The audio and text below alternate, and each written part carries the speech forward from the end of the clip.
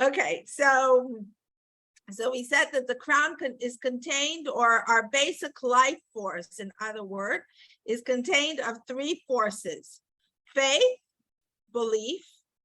When we say faith and belief, we don't only mean believing in God. So if anybody has a problem with believing in Hashem, they still have the crown within them, and they still have the crown above them. The crown is, first of all, the believing, the power of having belief, of living not just in a realistic world, of living not just in a world of 1 + 1 is 2. I know that if I go from 8 to 5 to my job, I'll get this and that sum. I know that if the doctor said this or that, then he must know what he was talking about. I know that whatever, that's the whole realistic world. And we don't want to live only in a realistic world. We want to live in a faith world. We want to live in a believing world where we have strength to believe in the beyond. So that's a very special, important, essential, initial force that drives our life. Without faith, without belief, we'll be stuck in one spot. We won't have any cough to move on, because we'll be like, okay, I need whatever, 10,000 shekels to survive. I make 4,000. There's no other way. There's no way I'm going to survive. So, but then comes faith and tells me, hey, like, start opening up your imagination world. Start living above. Start living beyond. So the doctor said, like just yesterday, I watched this woman, right? The doctor gave her 1 year. She's already living. She had lungs cancer. Well, he didn't give her 1 year. He said maximum 1 year. But basically, she was having a few days. She had lung cancer, which wasn't taken care of for over a long period of time. She was coughing and coughing and coughing, and she wasn't paying attention to her cough. And at least after a year of constant coughing, she went to get examined for the first time. So her lungs cancer was neglected for over a year at least.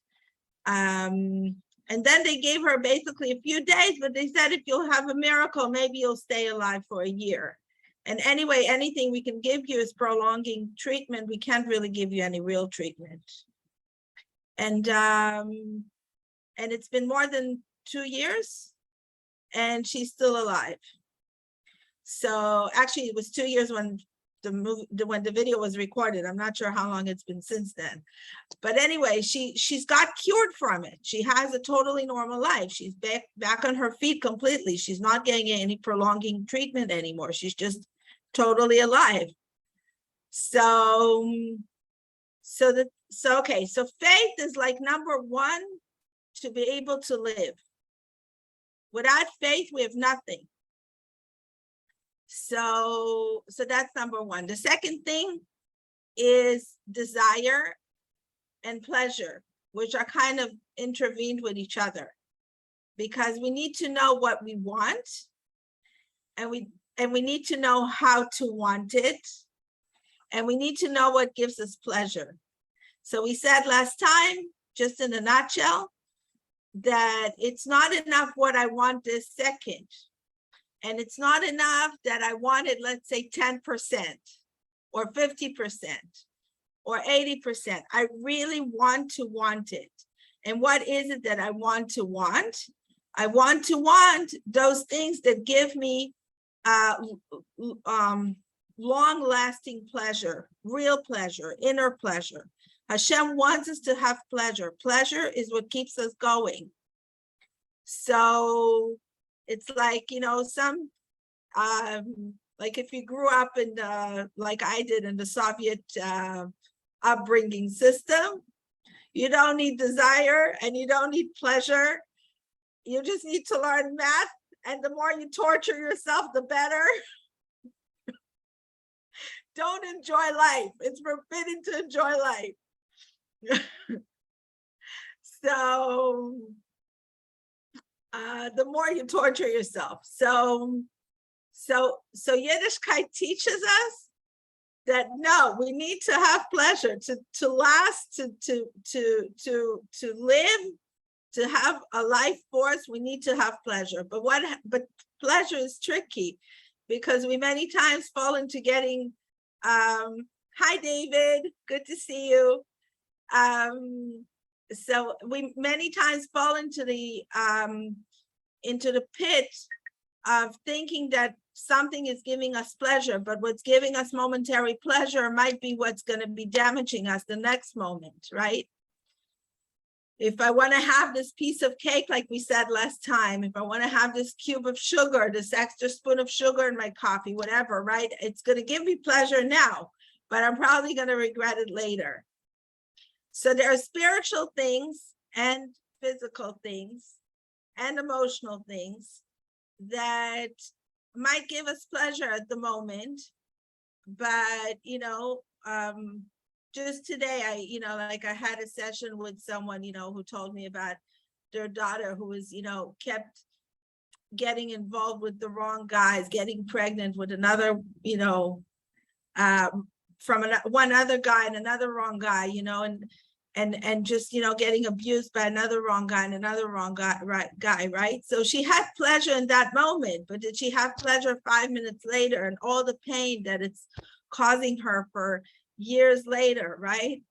So we really have to diagnose what is it that's going to give us pleasure forever, and from that diagnose of what's giving us real pleasure, emes pleasure, not sheker pleasure, is where we need to start building our desire from. And then what's building our desire, Rabbi Nachman talks about it a lot, is we have to learn to want. We have to want really, really strongly. It's not enough just to want a little bit, like we started saying. We really have to want with our whole being. And that's where prayer really falls in. Prayer allows us, you're going to like this, Rochelle. Prayer allows us to focus our desire. When something is not happening in our lives, Reb Nachman says, it's either it's not supposed to happen, or we did not want it enough. He says we did not pray for it enough. But what prayer really is desire.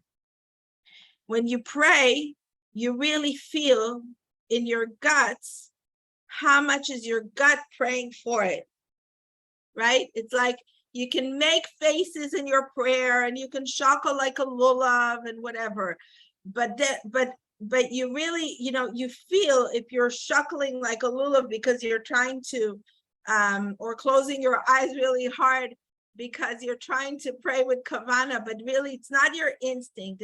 It doesn't come from within you. It's like physical movements that mean nothing about your inside. But like when you pray, like King David says, I am prayer. King David teaches us that prayer is not an action. Prayer is a state of being, of existence. So how much how much is my gut praying for something? How much do I want it with my whole existence?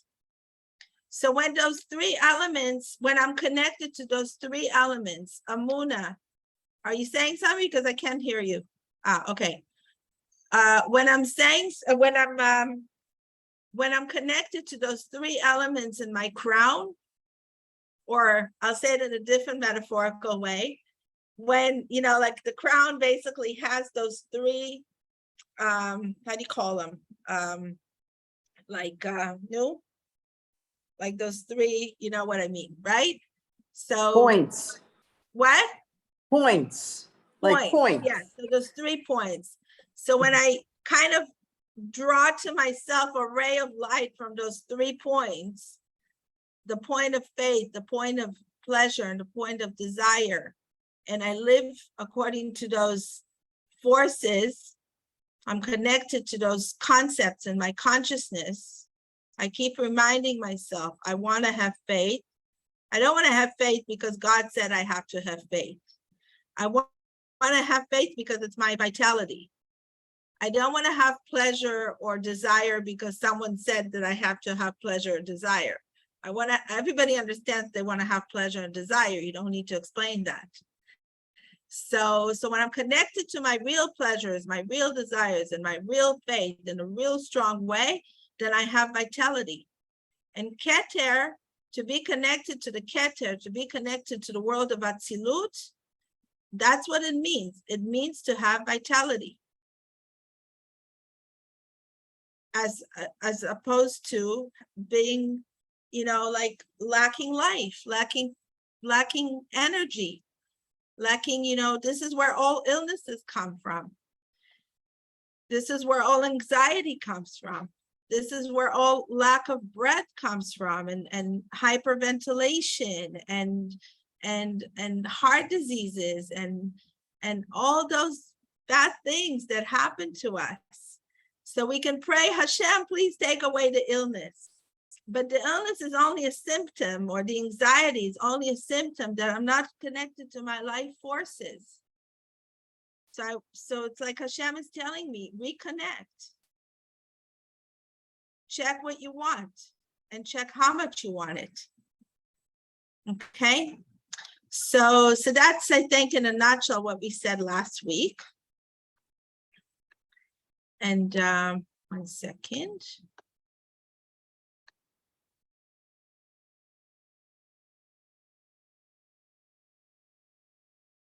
Okay, so now we're basically beginning to look at the idea of Chokhmah, Bina, and Dat.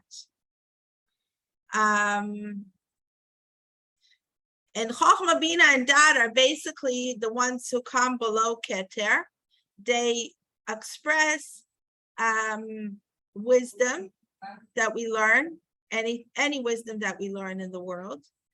And then they express, Bina expresses the internalization of any wisdom that we learn. And that basically expresses the combination of what happens to me. Like when I learn something, if I don't utilize it, if I don't internalize it and understand what it means to me, and right, one of the things that we hated maybe most in school, a lot of us, is summarizing something from somewhere, right? So it's like, can you put it in your own wording? Many times you come somewhere and you hear someone giving over a Dvar Torah, but it's not their Torah. They're repeating like a parrot something someone else said. You hear it so much. You hear it so much in religious speech, and you hear it so much also with young people talking about politics, like they're repeating something someone indoctrinated them with, right? Sometimes you hear it with adults also. So what is yours? Anything that you have learned, did it become yours? Or are you still kind of thinking about it? Is it really what I want to bring into my life? Because every learning that you're learning, you are thinking about it. Is it something that I want to take into, or do I want to sift it out? And it's a normal process. That's the way it should be. But after I've sifted out what I needed to sift out. Oh, sorry, 1 second, my battery's running out.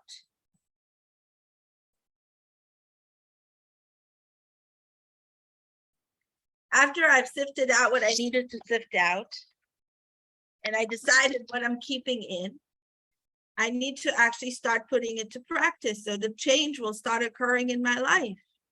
And I will start becoming the new person that I want to become. So let's say I decided that anger is a real forbidden attribute by Hashem, right? But the religious concept doesn't really talk to me. So it's not enough to me that I learned religiously that Hashem said that I shouldn't be angry, right? So I need to find another reasoning for why I want to stop being angry if I actually want to stop using anger in my life. So let's say I see that my blood pressure goes up every time I'm angry. Oh, okay, now I'm starting to think about it from a different perspective. I really don't feel pleasant when my blood pressure goes up. So I really don't want to be angry. So this is the chokhmah. I haven't read it in a book. Maybe I haven't read it in a book. It doesn't have to be that I read it in a book. I could have just noticed it in my life. I noticed that something causes damage or pain in my life. So I want to change it. So now that's the chokhmah. And the bina is that I internalize it. And every time, like this wave of anger will come about me, I will be, wait 1 second. Last time, I know this one. It came to me in this form last time. I know the hyperventilation, or I know the blood pressure. I know the sensations that come upon me when I feel this way. I want to stop it before it escalates, because I don't want to feel the way I feel at the end of it. So right now, my main purpose, whatever it is that happened, I think I told you last time, like whatever it is that my kids did, or whatever it is that my husband did, or whatever it is that whoever did, my main purpose now is to avoid anger, because I know it's going to cause me extra damage. So whatever I'm angry at becomes secondary. The primary thing is that the anger is worse to me, for me, than the actual thing that is aggravating me. So I want to conquer the anger, not the actual thing that's aggravating me. So I can now reprogram myself to have a cognition that I don't want to experience anger. Like I'm double punishing myself. Not only something aggravated me, but now I need to experience all those physical unpleasant sensations. Why do I need to double punish myself? So, okay, something bad happened, but I want to now reprogram myself and replan myself that instead of reacting in the way that I always reacted to this occurrence or that occurrence, I will now say something else to myself. I will first of all say to myself that I want to keep my blood pressure low, so I will stay calm no matter what happens. So same thing with sadness or anxiety or worry. Let's say I know that every time the bill comes, it gets me, I don't know what, berserk, right? So next time I'm going to open a bill, I'm going to, before I open the bill, I'm going to breathe and I'm going to smile, and maybe I'll put on some music, and maybe I'll make all these decisions. Oh, last time when I opened the bill, or last time when I needed to deal with my landlord, or last time that whatever, any of those things that we want to procrastinate or not deal with, we're going to learn how to say to ourselves when we're calm and serene and happy, how am I going to deal with it next time so that my emotional reaction will be different than last time? What are the actions that I can take to change my emotional reaction? So in general, what all of Avodat Hashem is, and what really matters to us, what really changes our lives, is not all those outside things. Even if I become a millionaire tomorrow, and even if I don't know, like I'm totally healthy, and I have the best spouse in the world, and I have something will always aggravate me. If I'll decide to be a cranky person, life will repeat opportunities for me to react in a cranky way that will higher my blood pressure and allow me not to feel the quality of life that I want to have. Quality of life is not level of a financial level, or not even a health level. Quality of life is an emotional quality of life. If I don't have an emotional quality of life, then I don't have quality of life, no matter how much money I have or how much health I have. And actually they're all connected also, but I want to focus on how we have an emotional quality of life, because in the end, everybody feels and knows how the emotional quality of life is the most hard to achieve sometimes. And we're paying thousands of dollars to psychologists and psychiatrists. And in the end, it also ruins our physical life and our physical health. So this is what we're focusing. So how am I transferring the idea from a theory to practicality? By taking upon myself understandings when I'm normal, when I'm serene, when I'm calm, what kind of reaction I want to have next time something unpleasant happens to me. So I know that I'm going to examine how I reacted and what were the consequences and what was my reaction, and how I want to change it. So I want to breathe, I want to pray about it, I want to meditate about it for a few minutes, and then I'm going to deal with it from a totally different place, because I know that if I'll deal with it right away with my initial instinct of opening the bill or reacting to an annoying person or whatever it is, it will just get worse and worse. My emotional state of mind will escalate before I notice it. Why would I want to do that to myself? So in that process of thinking, of thought, we're actually transferring from Chokhmah to Bina. We're internalizing, we're engraving, like the word chukah, Parashat Chukat, is actually from the word chok, which is law, but it's also from the word lachkok, which is to inscribe. So we're inscribing in our hearts. We're not only dealing with the laws of Hashem of being besimcha and not being angry, etc., as laws, but we're learning how to treat them as something that is inscribed in my heart, because I've already learned how unpleasant I feel if I deal with it in the wrong way. And the most important thing is how I feel.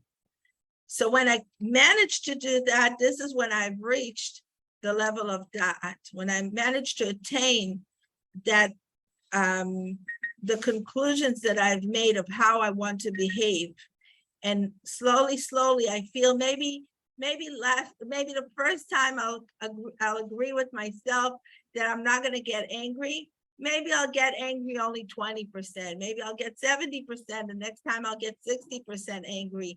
Maybe maybe it will take me a second to breathe in. Maybe it will take me an hour to breathe in. Maybe last time it took me days to attain a certain behavior, and slowly it will reduce itself until all of a sudden I see that something bad happens, and my first instinct is breathe. My first instinct is you want to be calm, because nothing is worth your calmness. Nothing is worth my serenity. Nothing is worth my not serving Hashem in the sense of attaining calmness. So, and then I'm in da'at. Then I'm connected to Hashem. Then I'm connected to not just a ray of light, but an ocean of light. When I'm in da'at, I'm swimming in a pool of light, of positive emotions. That's how I know that I attain da'at. And that is what it means to be connected to Olam Atzilut. And this is why when we daven in the morning, or when we daven in general, but when we daven in the morning, we're basically climbing to Olam Atzilut and coming down. We're bringing Olam Atzilut into our world. We're bringing the crown into our world. This is why I called this course Wisdom of Life, Practical Kabbalah, not because it's practical Kabbalah in the regular sense of the word, but because sometimes Kabbalah becomes very abstract and very theoretical, very not down to earth. But all these teachings are supposed to actually be very down to earth, allow us to really understand how to attain light in our lives. So this is what it is. The crown, the Atzilut, the Hashem dwells within us when we remember to attain all those decisions of how we want to change ourselves. And then we just feel like we're dwelling in the light of Hashem. We're dwelling in the Beis HaMikdash, and the Beis HaMikdash is within us. And that's when we make Hashem a temple within us. This is how we make Hashem a temple within us. So we move down to Da'at, and now we're moving down to Chesed.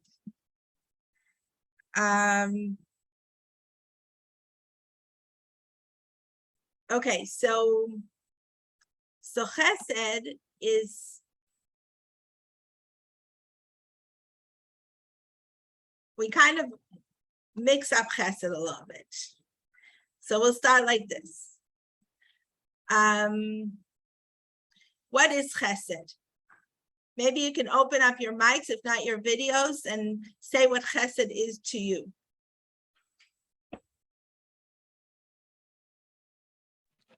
Kindness. Kindness, okay. Kindness Mercy. Towards other people. Towards other people, okay. Any more ideas? Thoughts? Okay, so basically Chesed comes from love, and love comes from the right side. Chesed is on the right side in the scheme of the Sfirot. And we learn from that Chesed has to be the strongest attribute in our lives. So you know, when we see Chesed, when we see kindness attained towards us, we see Hashem. But and it's so beautiful, right? We feel the beauty of Hashem when we feel kindness is attained to us. So first of all, kindness is beauty. We have to it's not beauty in the literal translation of the word Chesed, but Chesed is connected to beauty. And we want to focus on beauty. We want to have a beautiful world. We want to have a kind world. But somehow it's really problematic for us to be kind to someone else. And we always want the world to be kind to us. It's hard for us to be kind to Hashem. And it's hard for us to be kind to other people. And it's even hard for us to be kind to ourselves. So I want to say that in order to learn to be kind to other people and to Hashem, we need to learn to be, first of all, kind to ourselves. And when but what do I mean by that? That when we're kind to, when we say be kind to yourself, the first thing I usually hear people say when I talk to people about this, the first thing I usually hear people say, so what do you mean? Like let the world step all over me? Or always say yes to people and never say no? But I want to take even a prior stage to that, which is the problem is that we have even that discussion with ourselves, whether when to say yes and when to say no, is because we don't feel really full of ourselves, not in the ugly sense of the word, but full of love to ourselves. And we don't feel Hashem loving us, and we don't feel the world loving us, and we don't feel ourselves loving us. So we need to first of all learn that the sentence that love your neighbor, love yourself, love your neighbor like you love yourself. So first of all, it says lereacha and not et reacha, which means give love to your fellow friend as you give love to yourself. It doesn't mean that I have to love every human being with my whole being. It doesn't mean that everybody has to be my cup of tea. And it doesn't mean that I have to have a cup of tea with everyone. But it means that I need to learn to give a certain amount of love to whoever stands in front of me. Maybe it's going to be 10%, maybe it's going to be 20%, maybe it's going to be 90%. And maybe it's going to feel to me like it's 100%, but it's going to feel to them like it's only 30%. But I need to learn to give a certain love out of myself. And in order to learn how to give love out of myself, how do I learn? From the next sentence that says, whatever is unpleasant to you, don't do it to your friend. So the time to attain love to myself and the time to test how much I love myself is not when somebody is asking me for a favor. I think that might be the biggest mistake in a lot of the, chesed discussions that I've been to, is that whenever we talk about chesed, it's versus someone else. But first of all, we have to learn how to treat our best friend, who is us. And we learn how to treat our best friend, who is us, not when somebody is asking us for a favor, but the rest of the 90% of the time that we're with ourselves alone. How much am I taking care of myself, and how much am I noticing the good in my life when I'm just having something good, right? So if I'm making myself a good breakfast, first of all, am I making myself a good breakfast or whatever, a good lunch? So first of all, am I doing it? And secondly, am I noticing it? Am I allowing myself to notice it? I was thinking the other day, I want to ask you a question, so hold on tight.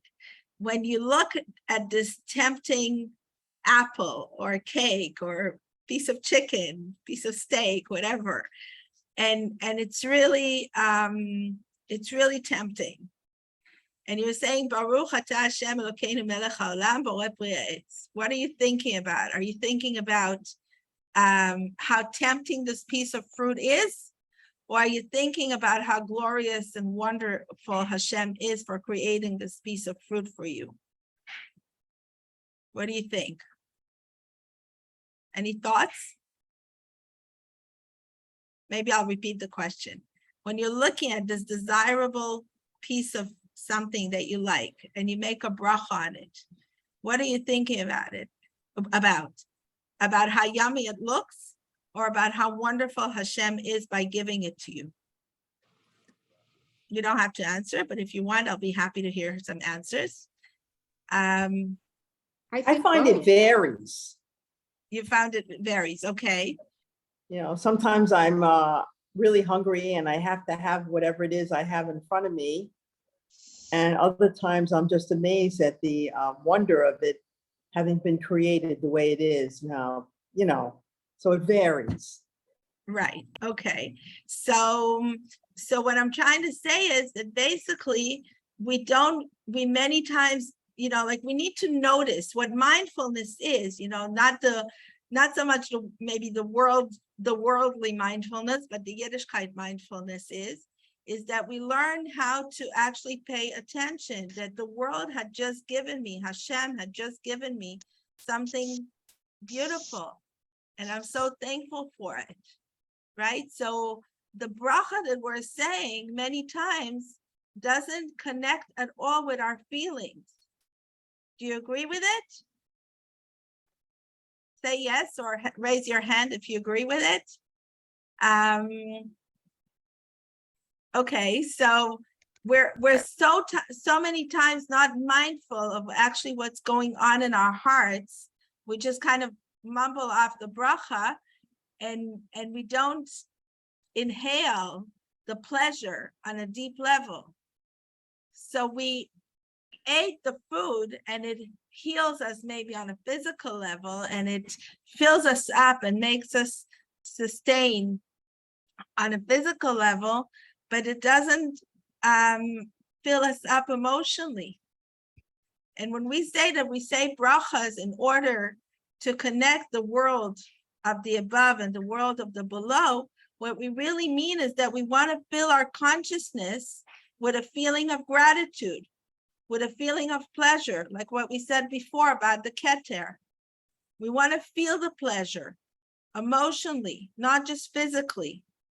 So the bracha allows us to actually connect the emotional feeling to the physical pleasure, the emotional pleasure to the physical pleasure, when we actually are mindful of what the bracha says. And then at that moment, when we're saying the bracha with that kind of feeling, and we're thinking how great Hashem is for giving it to us, so we're actually doing chesed to Hashem, because what's doing chesed to Hashem is hakarat tov, is the feeling of gratitude. Because think about it, if you do something good for someone else and they don't mind, and they don't acknowledge it, there's actually a mitzvah to tell people that you're giving them a gift. Because sometimes, let's say you bring something, right? Sometimes some people come here for Shabbos and they bring something and they put it on the counter and I don't know who brought it. And I don't pay attention who brought it, right? So there's actually a mitzvah, and I don't know how to say thank you to them, and maybe they'll be offended that I didn't say thank you, but I don't even know who brought it.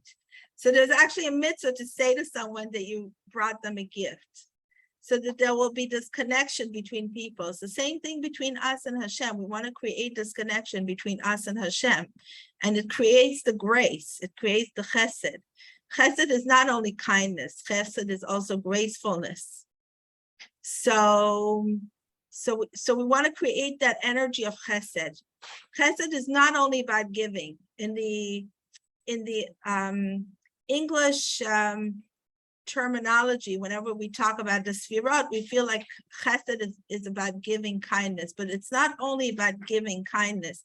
It's about creating an energy of gracefulness and kindness in the air, in our words, in our thought, in our behavior, in all the ways that we can create this vibe, this energy of gracefulness and kindness between us people. So we want to let love basically control our lives. We want to let this grace and kind energy control our lives. And this is why we say Shema Yisrael twice a day also, because we want to connect to this energy of love. We want to connect. What do we say? We say we want to be like Hashem, right?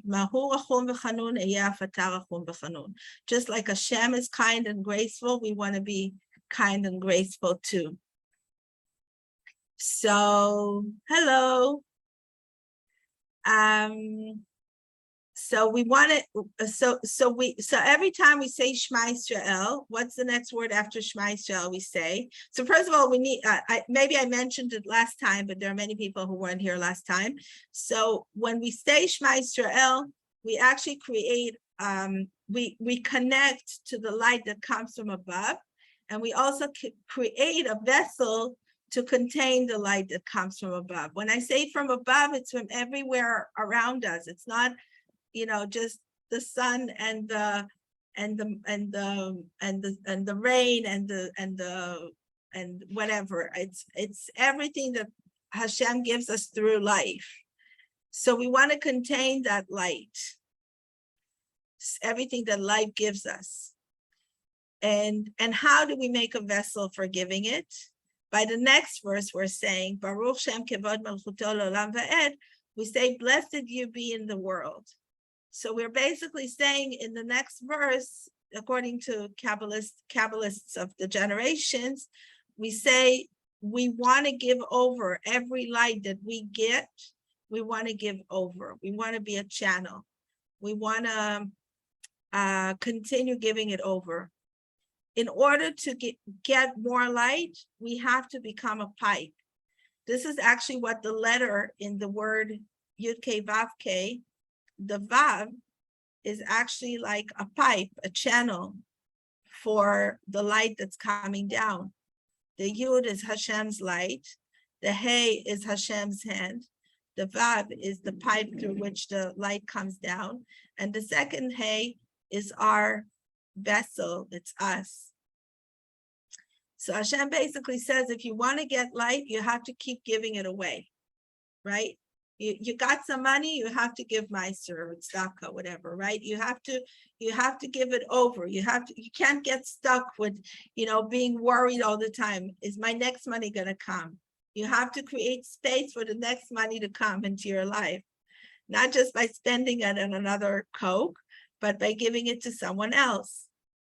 So this is why we say Shema Yisrael.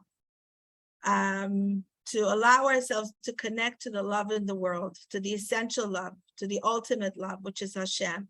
He teaches us how to love. So,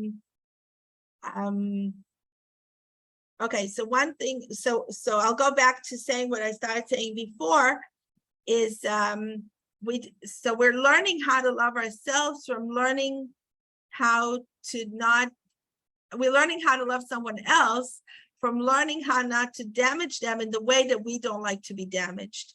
If I don't like something being said to me or something said to me in a certain intonation, then I will be mindful and careful not to say it to someone else in that way. So if someone said to me something in a certain way or did something to me in a certain unpleasant way, I will meditate and ask myself, where have I behaved in a similar way that the world, Hashem, had given this to me, so to wake me up that I need to change something within myself. So it doesn't mean that I'm now going to hate myself. How could I have done something like that? How, or why do they hate me? There's, it's a spectrum of feelings, and I'm going to moderate my spectrum of feelings. I could start cursing myself, and if somebody hates me, or maybe I'm really good with knocking myself down and telling myself, how could I have done something? But I don't want to knock myself down. I want to give myself strength to become better, and I want to give strength to others to become better.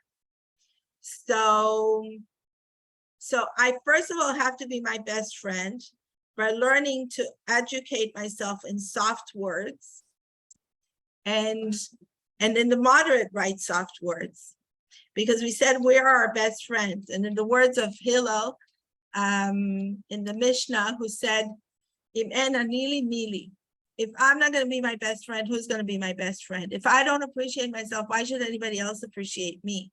If I don't treat myself with respect, why should I draw an energy of respect and an energy of chesed towards myself? I first of all have to give that to myself. And like we said, I have to give it to myself in times when I'm, not when it comes in contradiction with doing something for someone else. That is the wrong time to think about myself. When it's time to deal with loving someone else, I can put myself aside.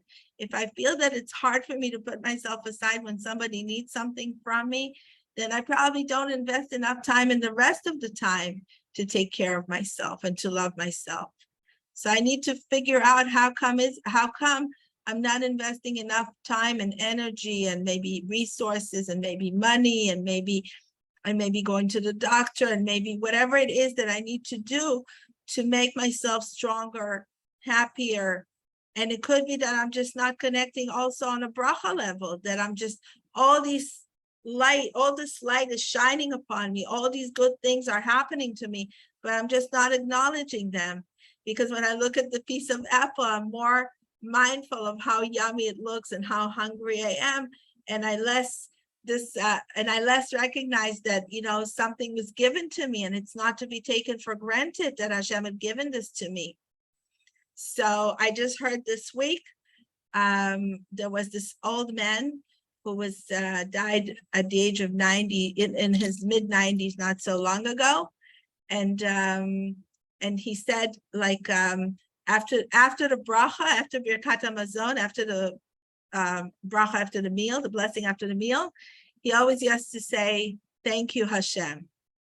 So his kids, his grandkids asked him, "How come you said that?" He said, "Because like sometimes we're so busy saying the bracha, we don't notice Hashem in it." So it's a very Hasidic way of looking at it. But it's so true. It maybe sounds a little anecdotal, but it's so true. Sometimes we mumble off the blessings, but we don't notice Hashem in it. We don't notice the beauty of how much goodness had come into our lives. And we need to be more mindful of the goodness that comes into our lives. We need to give ourselves that goodness and allow the world to give it to us. And we need to be mindful of it. So after I've given it to me, and the world has given whatever the world has given to me, and I was mindful